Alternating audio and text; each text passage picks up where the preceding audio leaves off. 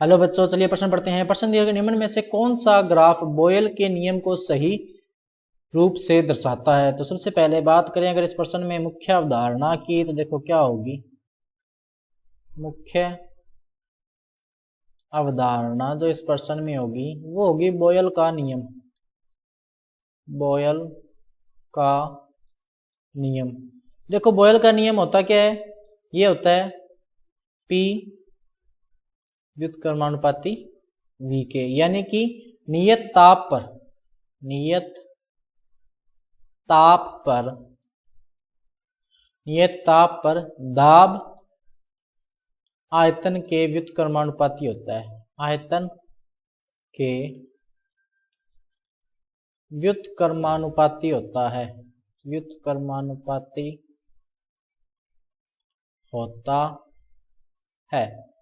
तो पहला अगर अपने बात करें P और V की, ग्राफ की, तो P बराबर क्या होगा, कोई नियतांक होगा, जैसे मान लो गैस नियतांक हो गया R बटा V, ये होगा। तो P और V में अगर अपने ग्राफ बनाएंगे, किसमें बनाएंगे, P और V में, तो यहां पर मान लेते हैं P हो गया, यहां पर क्या हो गया V। अब क्योंकि व्युत्क्रमानुपाती है तो ये ग्राफ जो प्रबल्याकार आएगा इस तरह से। उसके बाद में बात करें अगर P V के, तो क्या है व्युत्क्रमानुपाती, लेकिन 1/V के क्या है, समानुपाती।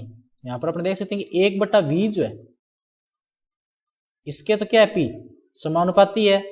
तो यहां पर देखो ग्राफ क्या आएगा, एक सीधी रेखा आएगा कि जब P और 1/V में जब ग्राफ खींचा जाएगा तो ये क्या आएगा, एक सीधी रेखा आएगा। अब उसके बाद में देखें अगर अपने इसी समीकरण नंबर 1 को, तो P क्या है समानुपाती 1/V के, इसका मतलब क्या होगा, PV बराबर क्या होगा, नियतांक होगा। क्या होगा, नियतांक होगा। इसका मतलब यदि PV यानी P इंटू V, और अगर P में ग्राफ खींचा जाएगा तो वो क्या आएगा, एक सीधी रेखा आएगा। यानी कि इस तरह के जो 3 ग्राफ है वो तो क्या है, सही है। चौथा जो होगा या उसके अलावा जो होंगे वो क्या होंगे, गलत होंगे। तो अपने देख सकते हैं कि पहला जो है ये P और 1/V में समानुपाती को दर्शा रहा है, यानी कि ये क्या है, सही है। दूसरा देखो क्या बता रहा है, PV और P में बता रहा है, तो ये क्या होगा, नियतांक होगा। P चाहे जो मर्जी हो, PV का गुणनफल क्या रहेगा, हमेशा नियत रहेगा। ये हो गया। उसके बाद में P और V में, तो ये भी क्या है, सही है। ये भी सही है ना, क्योंकि इससे कोई फर्क नहीं पड़ेगा, V आप इस एक्सिस पे ले रहे हो और P किस एक्सिस पे ले रहे हो, ठीक है। चौथा देखो इसने क्या बोला, P और 1/V को, ये अंतःखंड वाली समीकरण जो होती है उसके लिए ये ग्राफ होता है, इसके लिए ये नहीं है। तो सही देखो कौन सा होगा, पहला, दूसरा और तीसरा, यानी विकल्प नंबर A।